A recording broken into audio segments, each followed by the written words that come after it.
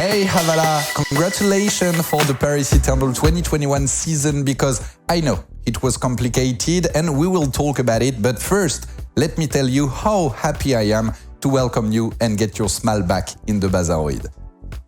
Thank you, Zaroid. I'm really, really glad to talk to you again. And your dog behind you.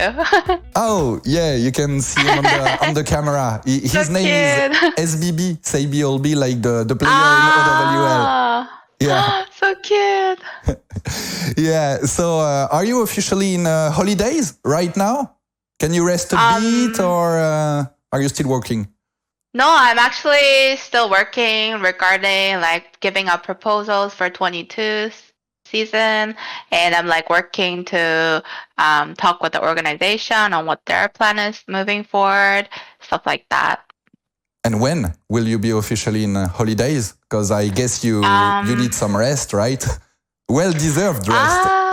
I guess this kind of work doesn't really give you that much of an off season. I guess I'll have like a few days here and there, but there is no really a time I have for rest until like maybe in like November. Okay, and now you're still in Dallas? Yes, I'm still in Dallas, but I'll be going to Korea like in a few days, like in 10 days, I think. Oh, good. That's not too hard to move from USA to Korea right now with the COVID situation and everything? No, it's pretty easy. Korea has been doing worse, but it's not that bad. So like traveling isn't that hard. It's just that I have to pack all my stuff here and then take it to the airport and then going back home. That's like the hard part. But other than that, it's like not that difficult. You won't have to stay in quarantine when you will arrive in Korea? I actually applied for a quarantine exemption because I'm fully vaccinated, but it has to be approved and I'm waiting for it to be approved. So I'll have to see. Okay. AVALLA, we have time to talk today, but to start, I would like you to answer two questions in one word. First question, what word would you choose to describe the Paris Eternal 2021 season? If I had to choose one word, I don't know if this counts as one word, but I'd definitely say the underdog. Like, I think Paris Eternal was definitely the underdog. No one expected us to win, like, not as many matches as we won. And I think a lot of people expected us to be, like, bottom teams, losing to mid-table teams. But we actually showed up to the standards, and we were, like, beating, like, even, like, high contender teams. And, like, we were winning versus, like, low-tier teams pretty convincingly. So I think underdog was actually the correct word to describe our team this season. Your team, but what about the season overall? I mean the season. Oh, the season overall. I think the season would be definitely successful, would be the right word. I think we beat a lot of people's expectations. Even like we did way better than most people expected. So we could definitely call the season a successful one for sure. And a successful one as well about the image of Paris Eternal, because you have managed to restore its image. It's also a success you can be proud of as well. Yes, I think so. At the start of the season, a lot of people were very doubtful that our season would be a good one, and people thought would be like a bottom team, but being able to turn around that image and have lots of fans support us this season was actually really, really happy to see. Is there a win that count more than the other this season? One win you're very proud of? I guess the one that I'm very proud of is the win versus Gladiators. Oh. It was a reverse sweep. It was the second reverse sweep of the season, like in the 2021 season as a whole. And I remember even at like map 3, I thought that, oh my gosh, this is actually going to be like a hard match and we might lose 3-0. And even at that point, our team was still doubtful about ourselves, whether we were like a good team. But after that reverse sweep, like everyone felt more confident in ourselves, and that definitely showed in our matches like moving forward. And that kind of match brought us together as a team, and I think that was a big turnaround of our season. I thought that when I asked you just one word to describe the team, you will choose bagarre. Yeah, I guess actually there's a funny story. So Amaze wanted to like make Baka a thing before like we enter matches, but nobody wanted to do it. So our team ended up just doing like fighting or like Komnu, which is like Denmark for like Baka, I guess. So like our team didn't really use Baka as a team, but like our fans used it a lot. Yeah, I remember Naga and Khan told me the same thing. AVALLA, you published a tweet longer to come back to the Paris Eternal season, an unusual season with heavy responsibilities for you and a whole team to rebuild, a whole coaching staff to rebuild, and with a lower budget. AVALLA, this year you had to deal with a lot of things, and in that tweet longer, you said that you lacked experience, that you made mistakes, and you regret not being able to offer a new contract to our franchise, soon, Nico and Ben. Now that the season is over, can you tell us more about that? Why was it not possible to resign them? I mean, there was a lot of different complicated things. For example, going forward into the season, I wasn't sure if I was able to sign Korean players, European players, or only NA players. Like, there was no guidance. And it was implied from me moving forward that I should start the team like as a start. But in that, I think when I was communicating with Soon, Nico, Ben, actually, I didn't communicate with it. Like someone in the upper organization communicated that they will not be re-signed. But then when they asked me why, I wasn't able to give them a clear answer. And because I didn't really want to ruin the previous relationship I had with them, I didn't really tell them the truth and rather told them something that would not be hurtful to them. But I guess regardless of what I say, if you are not being re-signed to the team, it will be hurtful. And I guess the reason, especially to Ben, that I said I was sorry was because I wasn't able to offer them an Overwatch League player because in my eyes, there were other players who were better than them. And there were other players who I thought in a new environment would do a lot better because it's not about like being paid lower. It's about being in a totally different environment where there is no team house and like no nothing, like no kind of support. You can't even see your teammates. And in that situation, it was my judgment that players who are newly coming into the league and who are used to this bad environment would do a lot more better because they are hungry for that win and hungry to prove themselves. So it was kind of like my decision to not have them on for some players. So that's why I said I was sorry, not because but the mistake I made was not being clear with them on communicating why they couldn't be re-signed. And I'm also sorry to them for not offering them a position. But ultimately, coming from a team side, I had to make a decision that is better for the team. And AVALLA, as you said that there were a lot of things in the dark during the preseason, and when Paris Eternal blew up, when there was nothing left, when the project was revised downwards as well, why did you decide to stay? I did kind of write in my tweet longer, but as soon, like 1 year into coming into esports, my family was in some financial trouble that I had to support my family financially. And because of it, if I have a gap in between my jobs and periods where I cannot get paid, then it becomes a financial burden for me. So the biggest part in staying with Paris Eternal and all of that was because I needed the money and because like getting paid was so important for me. And while during the process of rebuilding, I was told that they would probably sign me for like 2 more months until the rebuild is done, and then probably like if they like it, they might keep you. If they don't like it, they might not keep you. Like I was very in the dark about whether I was gonna get signed or not again.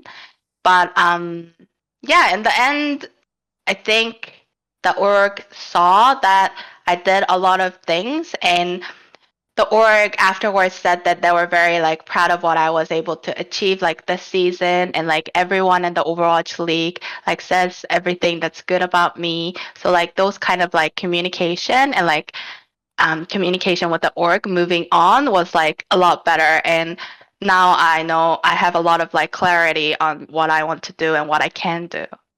And did you get others proposition except Paris Eternal, maybe with Rush and Dallas Fuel or 9K and Phyllis Fusion?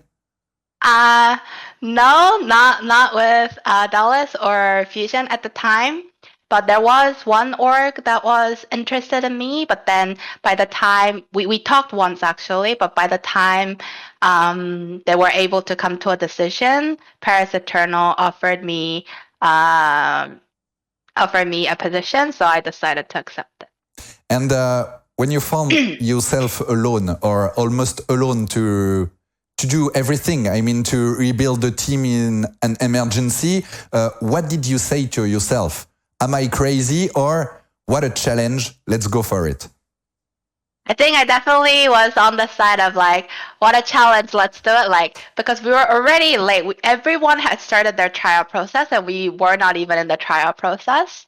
So like, I was like, okay, I actually have to hurry. There's like, I have like maybe 2 months maximum of like doing tryouts, and like I need to sign people. So first of all, let's like do scouting and like get the tryouts going. And I was working like so many hours. Like I think I was maybe sleeping like 4 or 5 hours, maybe even less than that during the whole tryouts, because I had to run like 3 tryouts, and it was like so busy while doing it on a Korean schedule. So I had to sleep at like from like, I don't know, like 2 p.m. to 5 p.m. or something like that. And because of it, I was just like so busy that I couldn't really think about anything else. Like there was just a mission in front of me that I had to complete in time. So I was just focused on that. And there was like no time to think what's going to happen, like why am I doing this, stuff like that. There was no time for negative thoughts. So if you didn't dream of a peaceful life, because that's not the good choice to do. Yeah, I guess I didn't really have options to think about peaceful life, and I still really like the team. I really like Paris as a team, and I wanted to like do what's best for the team. So I really worked hard to make that happen. Have you had moments of discouragement during the season? You told us about a night without a lot of sleeping as well. I mean, all through my life, especially in high school and like in law school, I was studying a lot. So there were a lot of times where I went like sleepless. So it wasn't something new.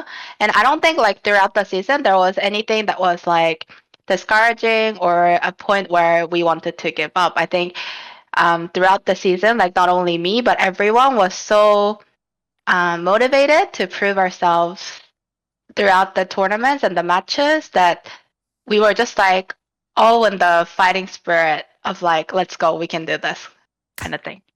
And you did. And then AVALLA, what are you the most proud of this season? I guess I'm really proud of something that most people don't say, but being able to bring in players on a really short period of time. Like after mainly, I talked with Neptuno on whether he should stay on the team because he wasn't performing his best and he lacked the motivation, and he agreed too. So we had to find a new main support with like when nobody was scrimming, and it seems like easy and a no-brainer choice to pick Dridro, like to our eyes.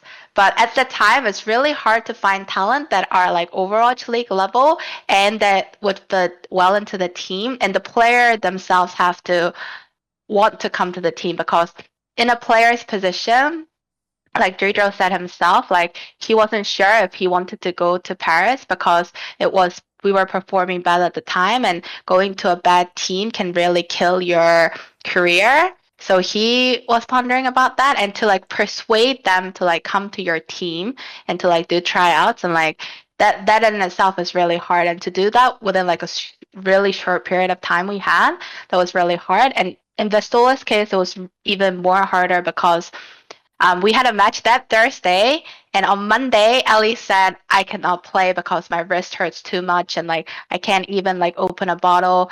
And we knew that Ellie's wrist was sore like throughout the season, but it wasn't. We were never like we didn't ever know that it was like that bad.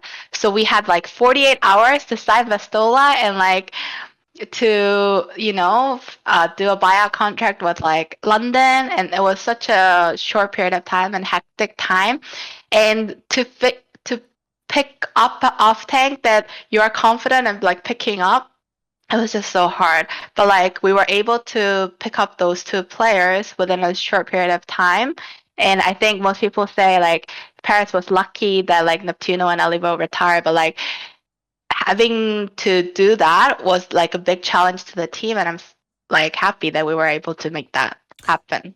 What did you say to Diderot to convince him to join the team? Actually, it wasn't me. It was FD. FD got apparently messaged Diderot and said that you should like try out and you should like give it a shot, because like FD was with us during the like tryout period, and he was like helping me pick like main supports and stuff. So yeah, FD was able to convince Diderot to like come and try out, and when he tried out, he really liked the team. So it was nice. And was it harder to convince British Hurricane or Vestola? No, it wasn't hard to convince British Hurricane or Vestola. The thing is, because it's an agreement between two companies, you have to agree on a buyout, and you have to agree on a buyout, and you also have to get the buyout contract in time within like the 48 hours, and we just didn't have the time. And that's why I thanked London Spitfire and C9 when we got Vestola, because 48 hours to do those kind of contracts is almost impossible. But the fact that they were able to make us happen was what we were able to get Vestola in the end. Maybe it was harder to convince the Paris Eternal investor or Drew McCourt.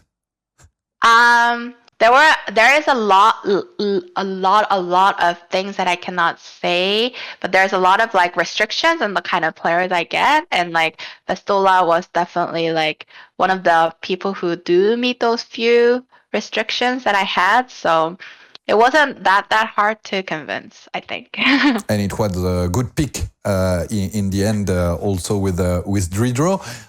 So Paris Eternal finished 8th in West Region and 12th overall with 8 wins and 8 losses. Honestly, AVALLA, before the season start, did you think that, sportingly speaking, the season would go that well? Yes, I actually did think so, and I'm actually gonna send you the power ranking that I made at the time. I made this power ranking, which put Paris on 12th, like before the season. This was the power ranking that I did, and in my power ranking, Paris was exactly 12th. And I know that it's hard for people to believe, but even when things weren't going bad in scrims, I actually did believe that our players are like way better than what people expect us to be. And I know that these players had a lot of mechanical talent, and we just needed time to like build up that synergy. So I actually was pretty confident coming into the season that we would do this well, but nobody believed me. And you were right. You were right. And despite the ping, because the ping was a big issue this year. Yes. So we did have a ping equalize system where the minimum latency, so everyone in the server would have at least 90 ping. But it's at least 90s, but most teams who we scrimmed us would have like 85. And like while our team would be on like, some players were on 120, some players were on 160. So it was really, really, really high. So we were like sometimes playing like 50 to like 80 more ping than other players. So it was such a difficulty, but the fact that we were always on ping made us get used to it, and the other teams weren't really used to it. So we did kind of have a little advantage, but a much more bigger disadvantage. I'm actually watching your power ranking. You were not very nice with Dallas Fuel and the old Paris Eternal boys. Yes, at the start, this was like right after XC retired. So I didn't think that like without a head scan, they would be able to do so well. But Rush is a god, and he was able to do so well with like even like XC retiring. So a lot of props to Rush. Did you receive some message from the player or Rush himself? Regarding what? After the Regarding season? the power ranking, like please never brag again about us or something like this. No, I never posted this anywhere, so they didn't know. Okay, but I can show it now. Yes. Okay. You can. It's okay. I had many good rankings and many bad rankings, like ranking gladiators up top and like Soul up there, even though they didn't make it, like they had a pretty good regular season too. So considering all that, I'm not too upset about my power ranking. Yeah, but except maybe Houston Outlaws, and Yes, I made the Houston was same very mistakes about Houston Outlaws. The rest is quite good, and the Chengdu Hunters as well are way better than expected. But let's talk about Paris Eternal and the fact that when you have to rebuild everything and when you don't have a lot of resources, there is one position you shouldn't be wrong. It's the head coach position, and you choose GETAMAZED, which, by the way, did not apply as a head coach, but as a player development coach. What did you feel about him? Why GETAMAZED despite his lack of experience in OWL? What did you see? Yes, so when I was looking for a head coach position, I think I wanted someone from contenders and someone who didn't have an Overwatch League experience, because if you do have that Overwatch League experience, then I feel like with this year's team, they would have had so much difficulty, like not having a team house and not being used to that hardships, whereas people in contenders are more used to the online coaching format. So I tried a lot of contenders coaches, like a lot of people that you can think of. And I liked GETAMAZED because he was very communicative with me. Like some coaches that were very strict on their like viewpoints, and like if I don't listen to them, then it's like over. Whereas Amaze was very open, and he was like open to feedback, and he was very open to communicating with me, very open with how he was coaching with other players and how he thought about like other players. And I like the communicative aspect of Amaze, because what I've seen with other coaches, like if a head coach thinks that he is always right and would not communicate with his other coaches or other players, then you are like bound to fail, because you cannot always be right. And by like having everyone's opinion, that's how you make the right decisions. And this year's Paris Eternal, the strongest point was our players are so smart. They bring in a lot of different opinions, and they would disagree with Amaze a lot, but Amaze would never say like I am right. The Amaze would always be open to what players were thinking. And Amaze, he's like not the best when it comes to game knowledge. He's not the smartest, but he is always open to admitting that he might be wrong. And he was so hardworking during the tryout. So I like that aspect of him. There were other coaches who were like, you definitely have to like trust me that I'm going to make every decision. But I didn't really trust that. I thought the only person that I can trust is myself. And that's why I wanted to have a lot of say on what our roster ends up becoming and what our coaches do. And even during the season, I said a lot about like what compositions we should play, like what kind of coaching that we should give. And Amaze was very like open to listening about that and like open to me participating. And our players would always refer to me and the coaching staff as well. So that was the kind of environment I wanted to build, and Amaze fit that style. So that's why I chose Amaze, despite him not having so much experience. Yeah, and everything you have supposed about him has been confirmed this year. Yes. And to help you. What? No? Sorry, I didn't understand. I didn't understand the question. No, I said that everything you have supposed about him during the trials has been confirmed during the season. Yes, for sure. He was always listening. He was open to committing that he might be wrong, and he was always hardworking. And you help him with adding JMAC as well on the strat part? Yeah, so what happened is after there was no assistant coach that like really 100% that both Amaze and I liked. All the coaches were we liked but like not like. So we decided to open another set of like trials for assistant coaches. And there were other coaches that Amaze or players wanted more than JMAC, but in my experience, like what JMAC does is exactly what I've seen with like Rush and like 8 and 9K do, and that really strongly called that I should pick JMAC, and that's why I picked JMAC along with that. But obviously, Amazed and JMAC don't speak the same language, right? Because JMAC doesn't speak English that much, so we had to have like a translator. Before the scrims and like during the scrims, I would translate for JMAC and Amazed. So that's how we were able to like work together. Yeah, and the translator is Mureumpio, right? Mureumpio, yes, but we would call him Mumu. Okay, Mumu, and he did an amazing job as well. Yes, he would work a lot with like Amazing JMAC, and like during the review time, he would always translate for JMAC, so he did a really good job too. Does he know the game or not at all? He knows the game. He plays the game. Okay, yeah. AVALLA, in a tweet longer that looks back on its first OWL season with Paris, you are the first person that get amazed thanks. He thanks you for your trust. He also thanks you for not having listened to the different people who tried to harm his image by spreading unfounded rumors during the recruitment process. That's right? Yes. So I don't know how it got leaked, but some people heard that Amaze was trying out for Paris Eternal, and a lot of people sent me DMs saying that he should not be picked for the team because he did like these bad things and he is not a good person, blah blah blah.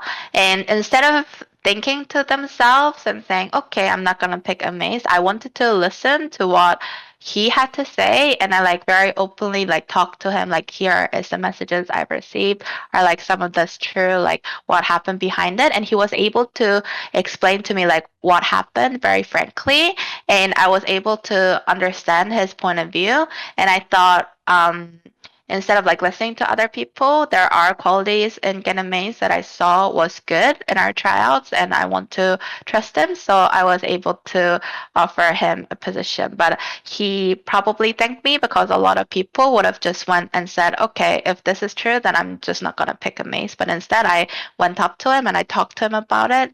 And I think that's why he was grateful.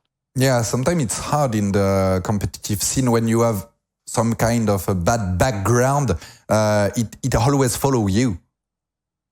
Yes, and I think it happens a lot to people, and I've even heard that some people were saying like bad things about me, like way back in the past.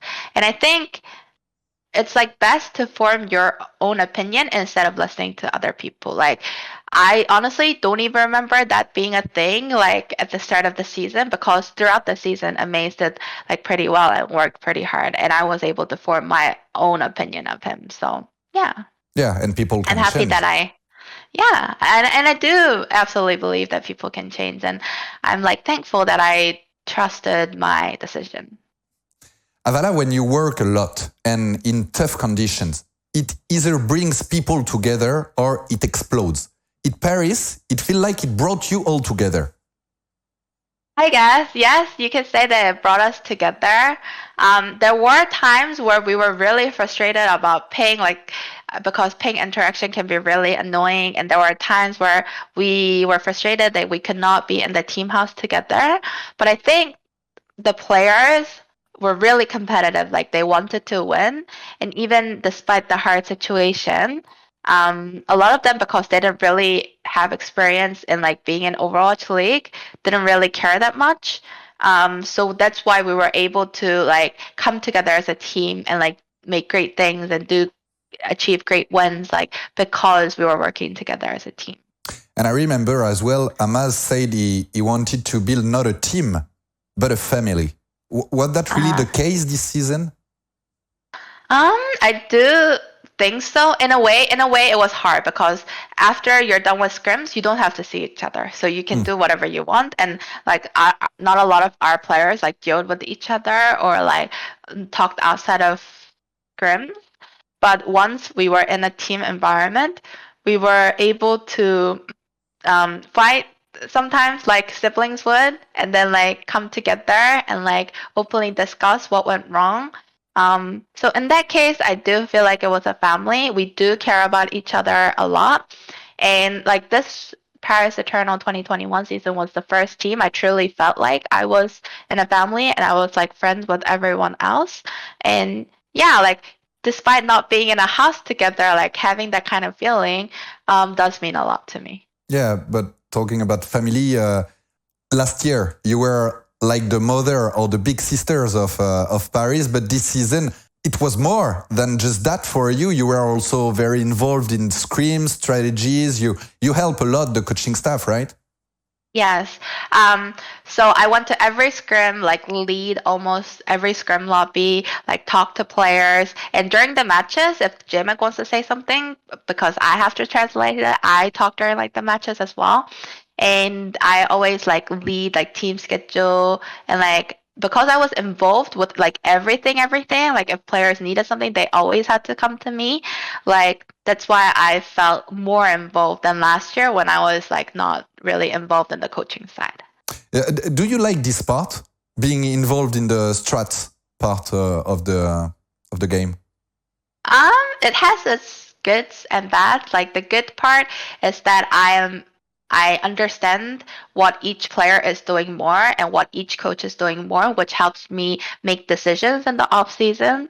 Like after every tournament was done, we had one-on-ones with everyone for like 30 minutes or sometimes an hour to talk about like what they think of other players, what they think of this coach, and it helps me make decisions because I understand what everyone is going through and what they look at.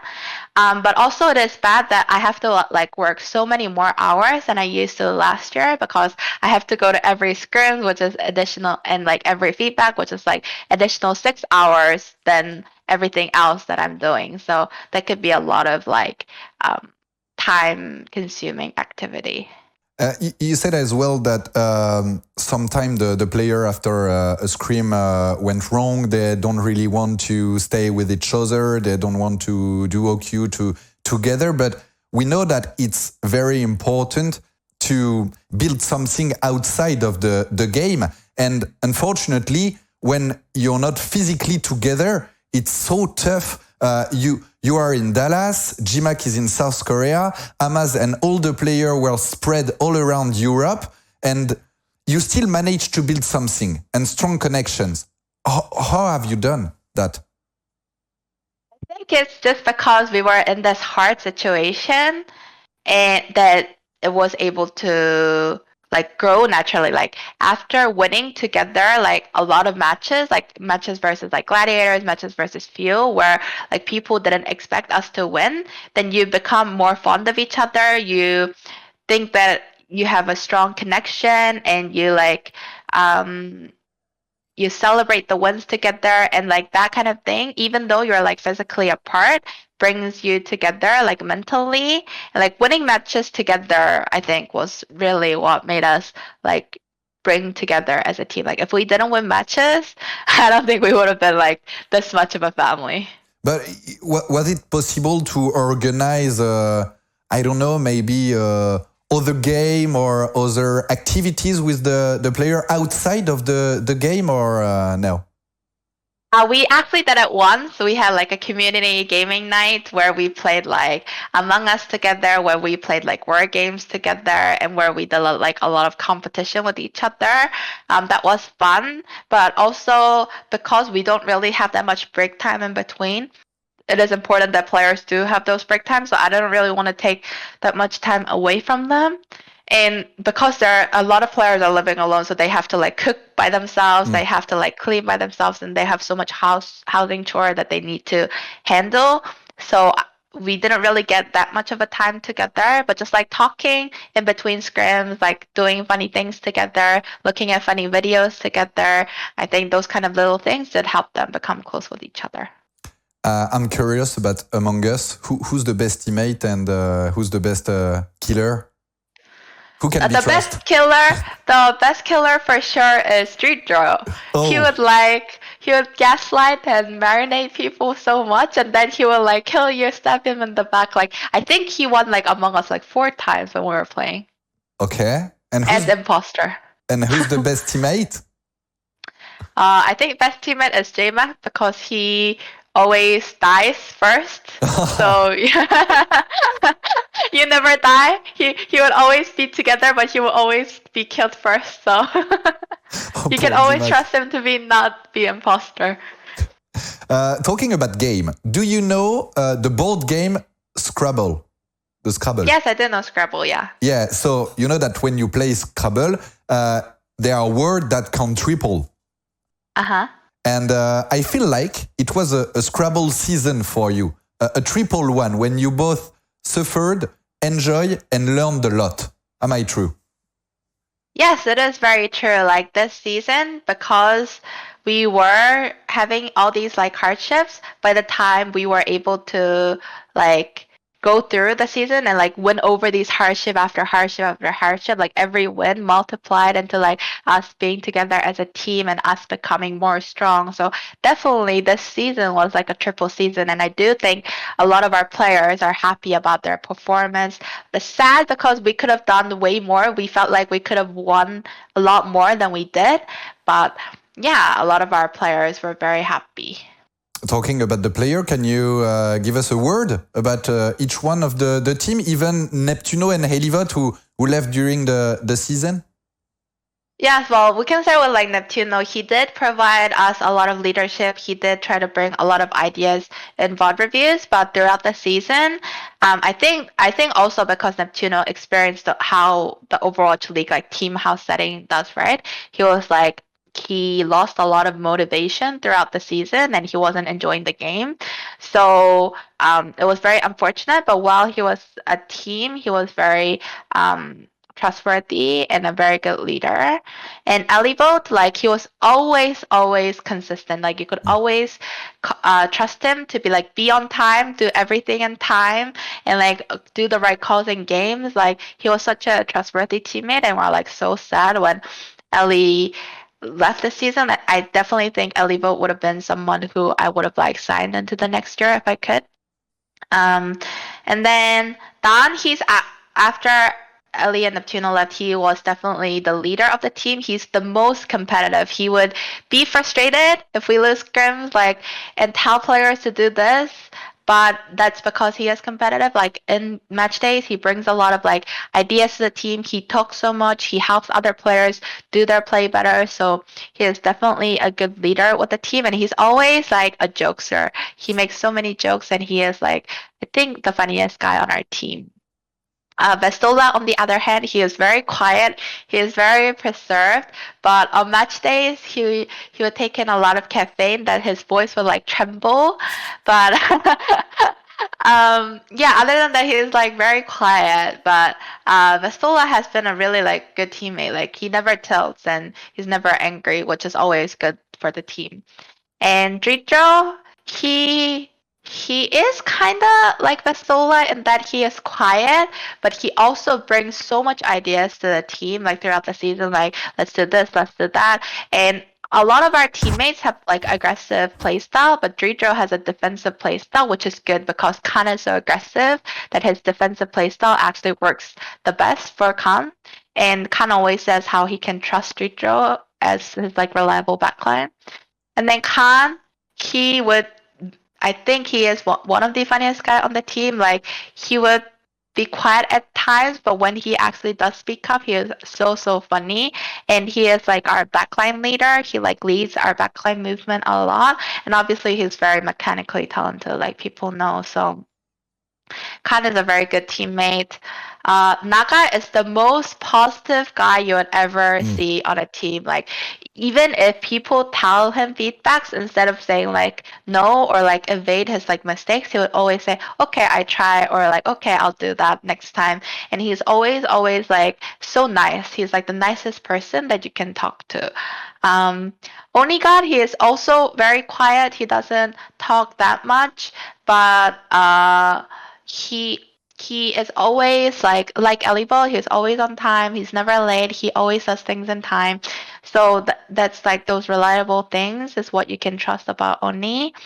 And Suna actually improved a lot about his English. Like before the season, we talked about how like Suna's English wasn't that good enough, and he wasn't like listening to his teammates. But he's actually so hardworking that he'll always be grinding. He'll always be playing ranked, and he improved his English and his like communication a lot throughout the season. So that's why we were really proud of Suna. Like towards the end of the season, he had a great performance, which sadly wasn't able to show in like our match against Washington because they played a very different comp.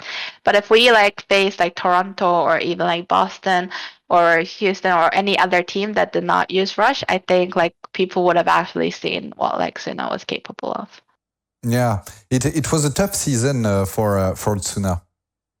Yes, it was. Like when Tracer was banned, I felt like he lost a lot of motivation because he was benched for like the whole stage. But I think towards the end, he was able to really like pick it up and bring that motivation back. Yeah, he's a good boy. And all this player, you've built really strong connection. And as you said on your tweet longer, it was really hard to say goodbye to them. You said you shed a few tears. Oh yeah, so after our match versus Washington was over, like Amaze talked, JMAC talked, I talked, like our players were talking and like coaches were talking, and I was translating, and like JMAC started like to like tear up when he was speaking, saying that like thank you for like believing in me when I had like no experience, and like because JMAC was like a robot throughout the season, like he hardly showed his emotions. Like players were like so shocked that he was like crying, and like for me it was like so sad because we definitely did a lot better in scrims, so I actually thought we would be able to make it to playoffs because we were doing so well, but like the fact that we knew we could have done better, plus this could be the last time we're seeing this like exact group of players and coaches, and then the fact that we achieved so much during this season, like all of those together created like this weird feeling that made you like emotional. Yeah, and maybe all the pressure as well. When the season is over, the pressure is whew. Yeah, for sure. So it was very interesting. And can you tell us more about some very emotional moments this season, good or less good times? I think the worst part of our season was when we lost to Toronto like twice in a row, like during the season. Because actually, the first match versus Toronto in June Joust, we felt like we could really win, but we lost like because we choked every last fight. So after that, players talked and we said we cannot choke anymore. And after that, we were able to like win versus Washington.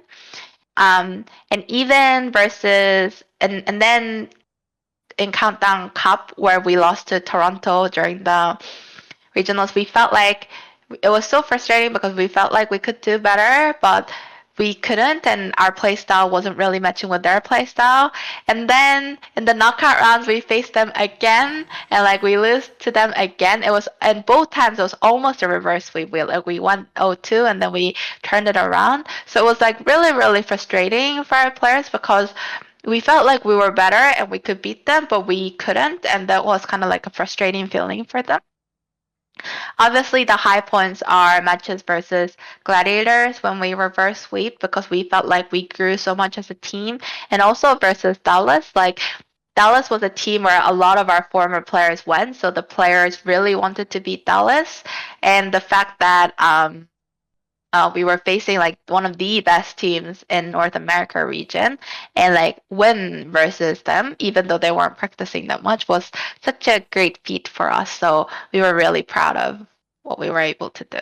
Yeah, and you can be proud. AVALLA, now I'd like to talk about next season. John Spector has confirmed that next OWL season will be on Overwatch 2. As a general manager, were you part of the meetings with Blizzard? No, Blizzard really didn't communicate to us about this, but like a few hours before John Spector announced that, he just said in the OWL Discord that Overwatch 2 is confirmed. We'll be playing on Overwatch 2 in April. So that was the only information we got. Like there was no real discussions regarding this. Oh, and talking about Overwatch 2, are you hyped? I mean, does it look good for you? Because we know that a lot of people have been worried about Overwatch, its competitive scene, and this is a big news. What do you think about that? What can you tell us? Yes, I was personally very, very hyped because I'm really excited for Overwatch 2, and I think it is actually something that could really revive the scene and energize like people who are newly coming in or already in the scene. And not only me, but like in the OWL Discord, everyone was like pretty hyped about like this announcement, and everyone was happy that like Overwatch 2 was like confirmed to be coming out so soon, and we'll be playing on the earlier builds. So like the excitement is true, and I do believe that they'll do good things. It'll be on a 5v5, so it'll look a lot more different than what it looks like now, but I'm pretty excited for Overwatch 2. And next season will begin in April 2022. Will it be with you, AVALLA? I cannot confirm that as of now. You'll have to see, but I do know that I think an announcement will be coming in a few days/weeks. But I think by the start of October, we should be able to know who's staying, who's not staying, including myself. You'd like to stay? Yes, of course. I like Paris. So if there's a chance that I can stay, I'll definitely like to stay. Today, who is still under contract with Paris Eternal? Everyone is under contract for now. Yes, everyone is under contract. Vestola is a free agent because he signed in late in the mid-season. So he was only on for 1 year because of the unique circumstances, but everyone is under contract. Okay, the same. It's not the same than Vestola for Dridro? No, because he was earlier in the season. Okay, and so just to be sure, AVALLA, because I want to get prepared if that happened again, there will be a Paris Eternal team next season in OWL. Yes, of course, there will be a Paris Eternal team next season. Okay, and is it possible that Paris Eternal drop the entire roster again? I mean, I think anything is possible at this point. Even I myself don't know what's going to happen. A lot of those decisions are up to our organization. So I just follow whatever the organization decides and the guidelines they give. The only thing that I really do have a say is like under the guidelines they give, I want to like keep this player or stuff like that, or keep this coach. But most of like those big decisions come from the org, and I don't really have that much of a say into it. You don't have any power? Not really. Oh. I mean, if the org decides to like sell players like to Dallas and like Fusion like we did this season, like there's really not much that I can say into that, and I just do my best given the situation I'm in.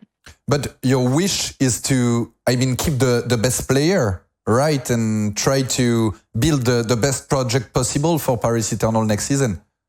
Yes, of course, that is always my goal and my wish. But if for some reason there are realistic problems or issues that stops me from doing that, then I just do what's best given the situation.